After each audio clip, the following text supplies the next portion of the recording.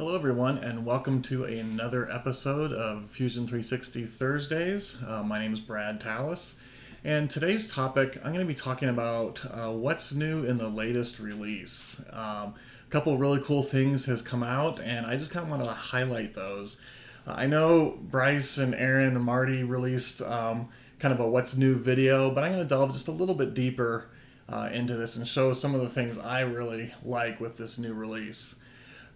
First thing I want to do is I want to give a shout out to Blaze Barrett. On my last live stream that we did, I did like 20 plus tips and tricks, and Blaze put a couple in the comments that I really want to emphasize and highlight right now. So even before we get started in the what's new, so I had a lot of tips and tricks on, like how to turn things on and off, to simplify, like isolate things, for example. So I'm going to zoom up onto this part here, and Blaze shared a really cool tip that I think I wanted to share with you guys. So if you double click on a component and then you right mouse click, it gives you a lot of options. So for example, I could activate that component and make it my active component.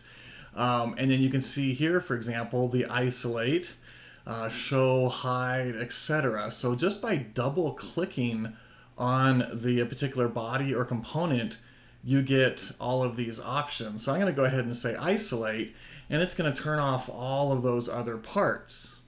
Well, now I want to turn them back on again. Well, I can do the exact same thing. So I'm going to go ahead and double click on the part, right mouse click, and there's the unisolate.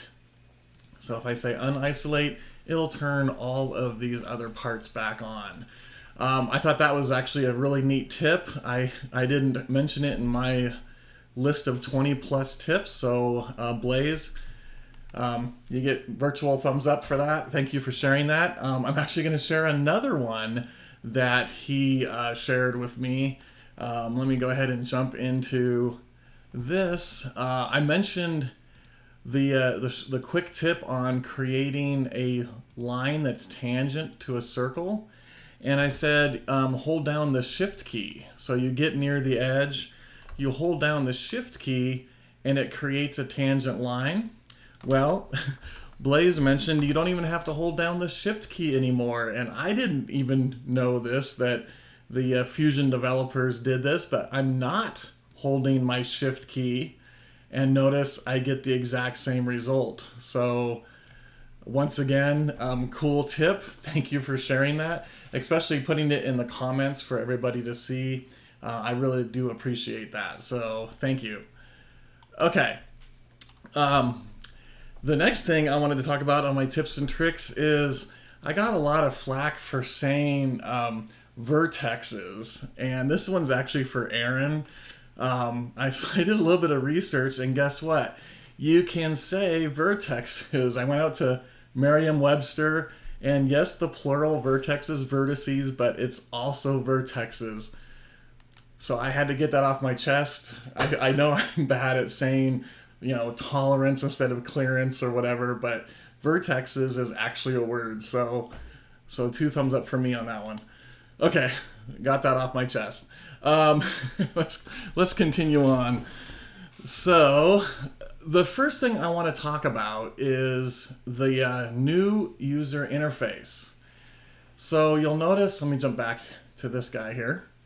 You'll notice that the icons look a little bit different, and we've seen a lot of chatter in the forums, why did you change the icons, etc. And the reason for this was because of some of the new technology that's coming out.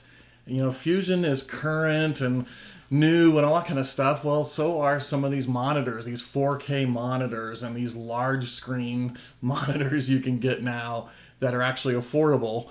And so we ended up having to change the icons to allow us to deal with some of these newer, higher resolution monitors. Otherwise, the icons looked really bad in high res. So that was one of the reasons. And one of the other reasons was just to make things more consistent across the platforms. So For example, you'll notice instead of the little light bulbs, we now have these little eye icons. And you can see which ones are turned on and which ones are turned off. They're grayed out and they have a slash through them.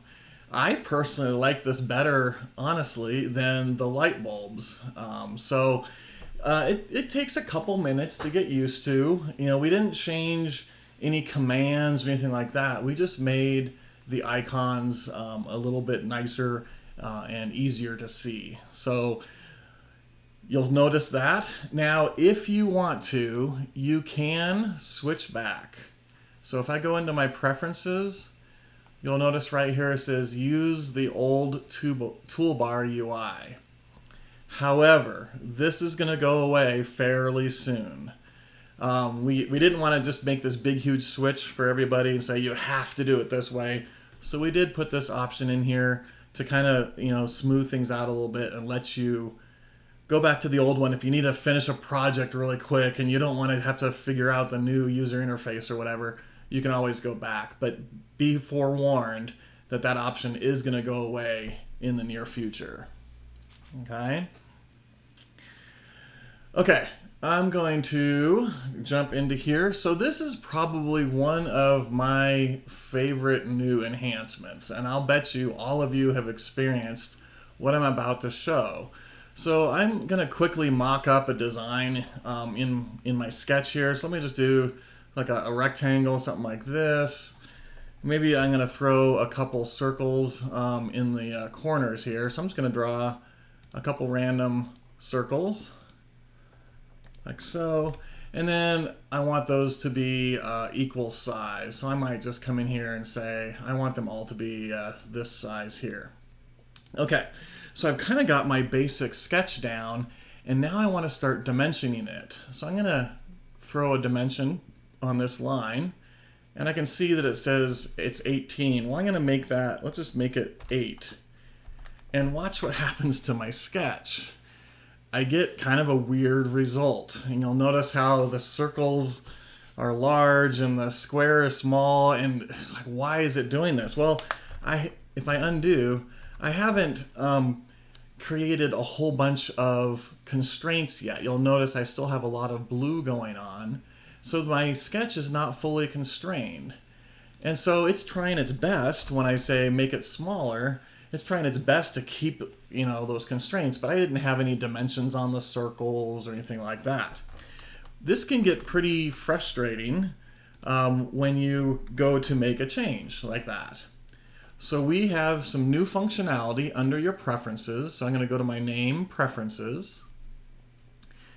And under the general design is this new option, scale entire sketch at first dimension. And that's key, the wording right there. So I'm going to go ahead and turn that on and hit apply and say okay.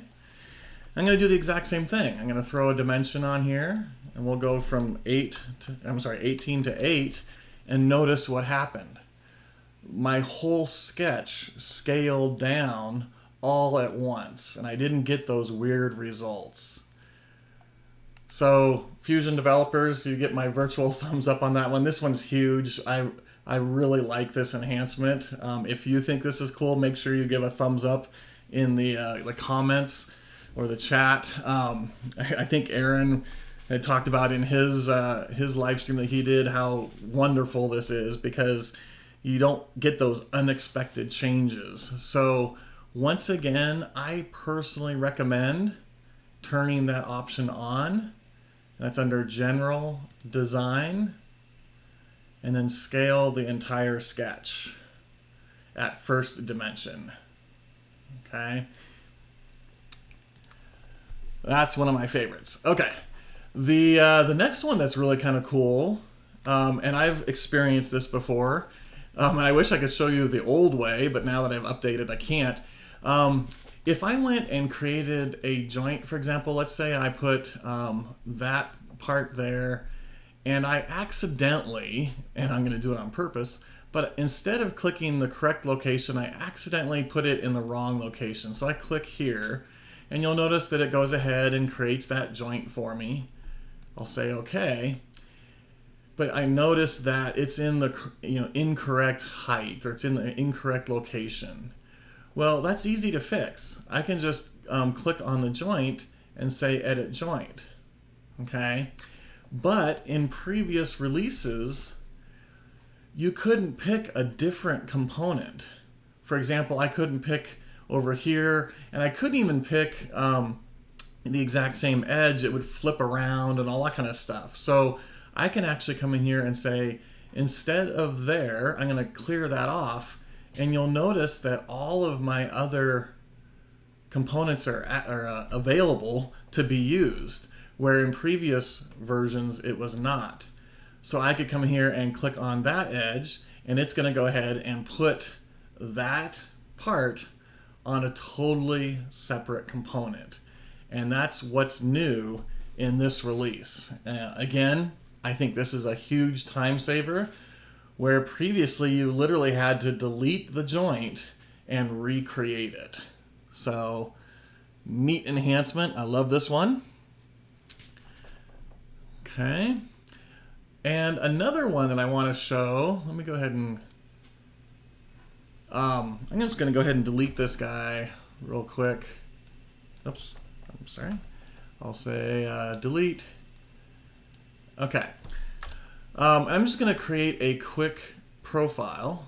So I'm just going to do something like this, and I'm going to purposely make it look kind of weird, making it not get the automatic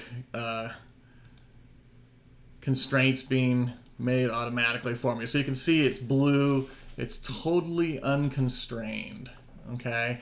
And you'll notice my little sketch icon here. So take a look at that, and we're gonna come back to that here in just a moment. Well, now I'm going to constrain my sketch. So I might throw like a horizontal there. I might come in here and say parallel, like so. And I'm just gonna start constraining my sketch, okay? Let me just make this one perpendicular, and I'll do that guy perpendicular and maybe that guy perpendicular. Okay, now it's still blue, but as soon as I start throwing some dimensions on here, it's going to start turning some of these lines black, meaning that they're constrained. So I'm just gonna make up some numbers here. You're gonna see a couple of the tips that I shared previously, like if I have a dimension, I can click on an existing dimension, it'll reference that. Same thing here and here. I'm just gonna place that real quick. Notice my sketch icon still looks the same, and I'm gonna bring your attention to that here in a little bit. As soon as I'm fully constrained, my sketch icon's actually gonna change, and you're gonna see that here in just a moment. So let's throw a dimension, let's just make that 45. I'll throw a dimension here, and finally, let me see. So I can move that up or down, so I need to throw a dimension here. Okay. So let's just make that 15. Now, notice my sketch icon. As soon as I've fully constrained my sketch, it puts that little lock symbol on the icon. So I can visually see it's a confirmation that that sketch is fully defined. You know, and this is an obvious example or whatever. If it wasn't, and maybe it's kind of hard to see that little tiny blue line or whatever, I can quickly see that sure enough, my sketch is not fully defined. Okay.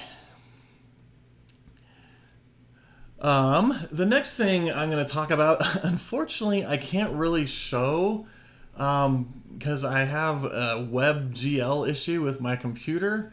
But we've added 2.5 milling options in our generative design. And so what you're seeing here is, this is basically like a headstock for a motorcycle, where we got the forks going down through it, and I might be using the wrong terminology. I apologize. I have like a starting shape. I kind of want it to fill in this yellow region, for example. And I'm going to go ahead and explore my results. Now, you might think generative design is only for, the 3D printing, the metal sintering. You have to have really expensive machines to do that. And in the past, that was fairly true. And so you can kind of see some of the results that I have here. So basically what generative design is doing is it's taking that design and kind of machining it away or dissolving away what's not necessary. But that creates kind of a weird result that's hard to machine. Well, we've now added this 2.5 axis milling option. And I can specify in which direction is it going to be milling from. So you can see, for example, these 3 results look like they could actually be machined using a milling machine. So I have some screen captures I'm going to share instead. So this is the result, the generative result, after I've run my analysis and I told it to use the 2.5 axis milling in the -z direction. So it looks like a mesh right now, okay? But you can kind of see that sure enough, this looks like it could be machined using a regular 2.5 axis machine. We can also analyze it and check for, stresses. If there's high stress or anything like that, we can see that pretty much this whole design is in the ideal stress area, which is kind of cool. And then we can convert that, we can use that mesh to allow us to make an actual 3D model. So you can kind of see here, we use the mesh as a reference to create this design. Now, why would you use generative design for this? Well, I probably could have come up with a design similar to this, but what's cool with generative is it comes up with hundreds of different design options depending on what your material you're using, whether you're using aluminum or titanium or whatever. And I might come up with 2 or 3 designs, whereas Fusion generative design is coming up with hundreds of them. And I can even use this to kind of come up with a cooler design. So you'll see generative came up with this idea. And so we used that and made some slight modifications, added, a place that we could put a logo, for example. We removed some of this extra material here. But this is a generatively designed model that you could actually manufacture on a shop bot or a 2.5 axis Haas mill or whatever. So neat functionality. The fact that you're not limited to a 5-axis machine or 3D printing metal machines or whatever. We're leading the technology in here. I'm really excited about this. I can't wait to see where our customers are going to go with this technology. In fact, here you can kind of see we threw it on a vise, and we're doing regular 2.5D modeling. Machining functionality. So, for example, contouring, pocketing, bores, etc. So you can kind of see all of these tools here, machining this. Okay, let's dive back in. So this next section I'm going to be talking about is leaning more toward the manufacturing side of things, but some of the functionality I'm going to show actually exists in our regular modeling design. And so you can use it for not only for manufacturing, for example, metal parts, but for doing maybe like plastic model design, etc. Even 3D printing type stuff design, like overhangs, etc. Okay, so let me jump into this guy. So the first thing I want to talk about is we've added section analysis is now available in the manufacturer workspace. So for example, if I switch to design, I'm in my design workspace. If I go to inspect, we've always had this section analysis where you can slice through your model. Well, we've now added that into the manufacturer workspace. So if I come in here, you'll see I have section analysis. And this is, I think, a huge addition because it allows me to verify, it is the thing, all of my parts, intersecting, are they clashing or anything like that. So I can kind of come in, for example, and section through here and verify that everything looks correct. And I can almost like interrogate inside my model much easier than I was able to in previous versions. So we can kind of slice through here, and sure enough, I see a potential issue, which I'm going to highlight here in a little bit, but you can kind of see the fact that we're able to section through there. Now what's cool is if I say OK, it's going to add this analysis folder in my browser, and I can turn my analyses on or off. So it keeps those. In fact, I could have multiple section analyses. So I could come in here and slice through this direction here, for example. Let's just go right about there. I'll say OK. And you'll notice I now have two separate section analyses that I can go through. So that's how you turn them on or off. So that's the first new addition, is the section analysis. The next one is we call accessibility analysis. And that is under the inspect menu. And you'll see right here, accessibility analysis. Let me turn off my section. I don't want that. Okay, so it's asking what's the body. So I'm going to go ahead and say I want to analyze this particular body. And then it's asking a direction. So like, which direction are we going to be manufacturing from? So I'm going to go ahead and just pick, for example, on that face, which is kind of in the up or down normal direction. Now you'll notice I'm getting some red going on. And sure enough, let's kind of focus on this guy right here. I'm going to rotate around so you can see what's going on. Well, there's this little shelf right here that extends out over. And so it's warning me. It's basically saying you might have an issue getting back in here unless you're using like a slot cutter or something like that. So you might have to use some other manufacturing technique to create that area.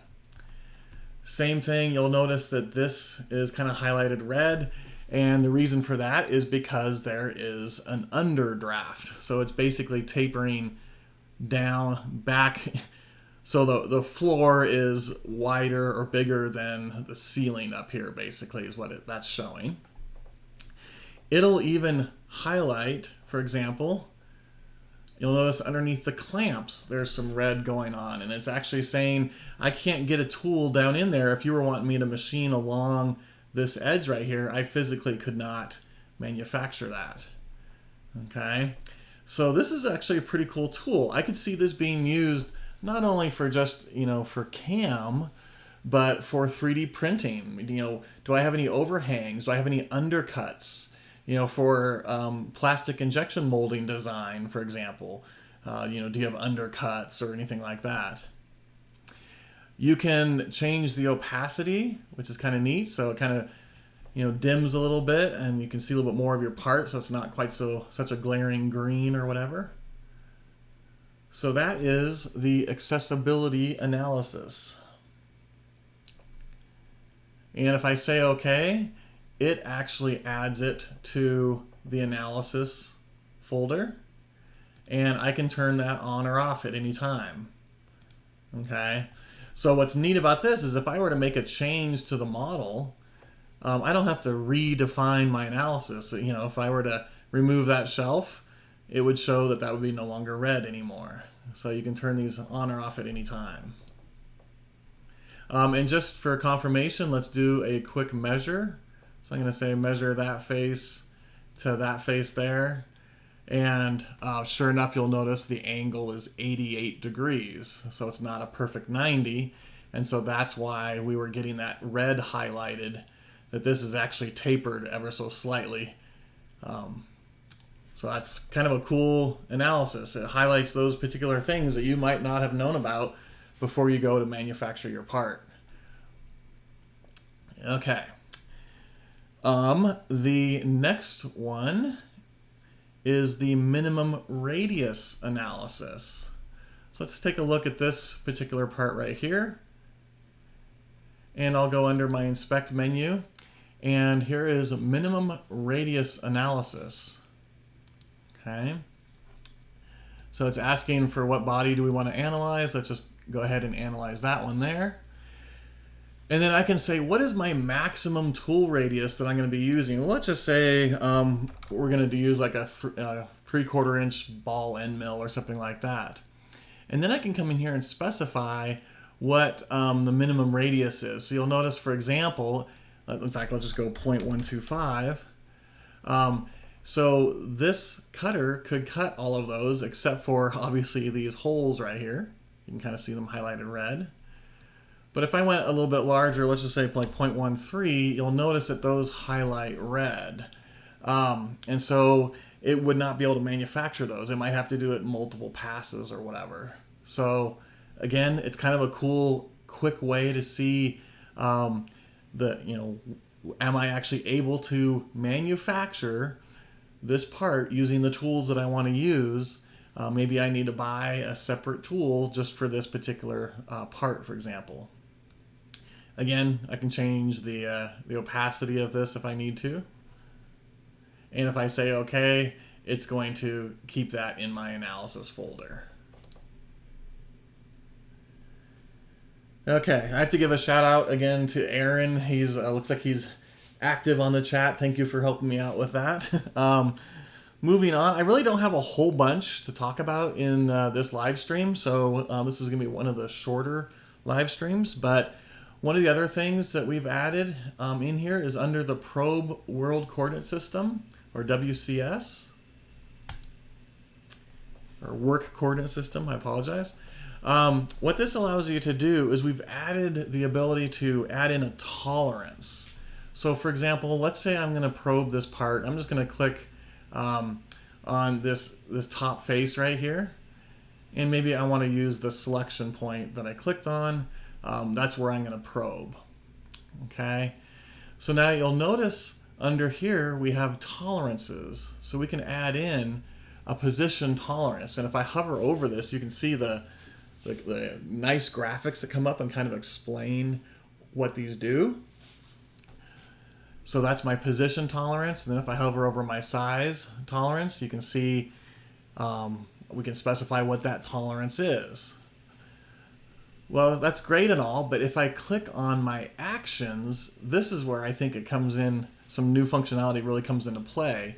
You'll notice right here I have the out of position and wrong size options and the print results options. So if I click on out of position, I can, the action is stop with message. So basically what this is going to do is on the controller, if it's probing and it's out of position more than my tolerance, it'll actually stop and display that on the controller. In fact, if I say print results, it will display those results onto the controller for me. So same thing with the wrong size. Okay. So kind of the two things here is the fact that you can put in this tolerance for your probes, and then you can have it do certain things because of those tolerance results. So, okay. And then the last thing I want to talk about is the steep and shallow. So what steep and shallow allows you to do is, for example, this is like a mudguard mold that we're going to manufacture. And if I were to machine this, so I've got this vertical wall here, I've got this curved wall here, and then I've got a flat wall here. So I would have to do probably at least 3 or more different machining operations to get a nice surface finish. For example, I might have to do something along this face here. Maybe I would come in and do, for example, like a ramp or a horizontal or something like that. Scallop, you see all the different options here. So I might do a scallop here, and then down here I might end up doing, something else. I'm not sure which, like a parallel, for example. So every time you're going from one tool to another, you run the risk of potentially, seeing that edge or whatever. So we've added in this steep and shallow functionality. Okay, and what this does, I'm going to go ahead and turn this on. I've already run it, but it actually analyzes the model and figures out what kind of tool paths it needs to do to create, these nice surfaces. So sure enough, you can see it going back and forth here, and then you can kind of see it's tight up here, but then it kind of opens up a little bit right here. You kind of see the tool paths are a little bit wider. And then you'll see it transition into this floor right here. And the floor is nice and flat, and it's using a different type of finishing methodology as it runs into this one here. So we don't have that sharp edge. So the steep and shallow basically analyzes these surfaces and figures out what's the best method for creating the tool paths. Well, we've added some functionality into steep and shallow. So let me go ahead and edit this. I'll kind of bring this over here a little bit. So as I'm going through under the geometry, I'm just going to kind of go through so you can kind of see what's going on here. So under passes, let me bring this up so you can see it. We have this smoothing option, okay?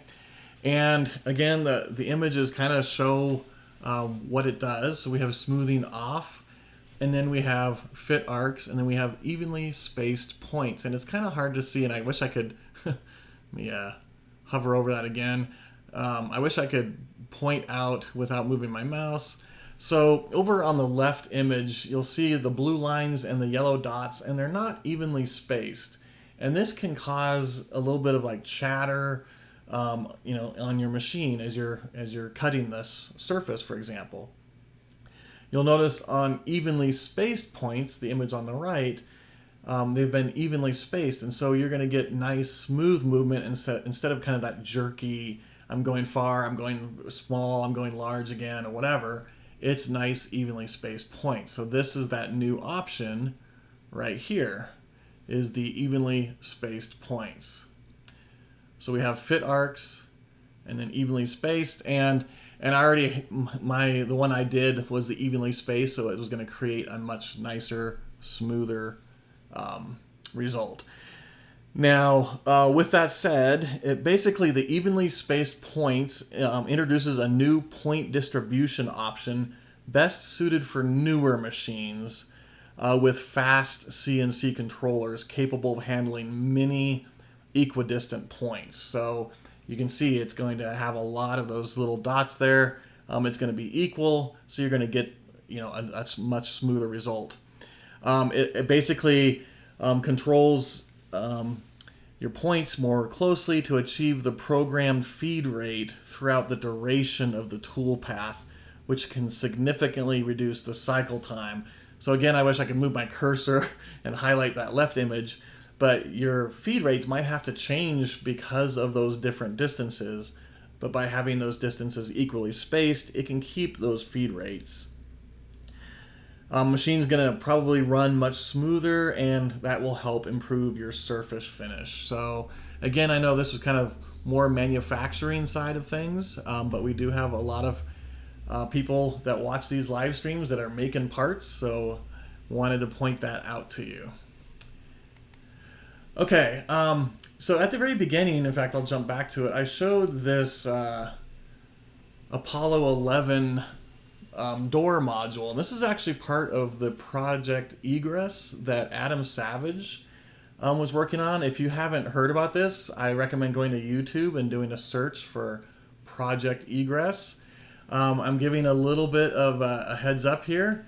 I'm going to be talking about this project a little bit more in depth. I'm hoping to do a future live stream on how we scanned some of the geometry off of the Apollo 11 module to make this for Adam Savage's project. So I'm going to leave it at that. Keep watching our live streams. You'll get some cool topics coming up here. Highly recommend going out and taking a look at Project Egress on YouTube. It's pretty cool. Basically what he did was outsourced all of these parts to different people on YouTube. So Diaresta, Autodesk, 3D Printing Nerd, and you name it. All of the popular YouTube channels out there, they each got to make a part, and then they brought them together and put this Apollo 11 module together. So with that, I want to thank you for your attendance today. I hope to see you on a future live stream, and have a good, wonderful rest of your day. Thank you.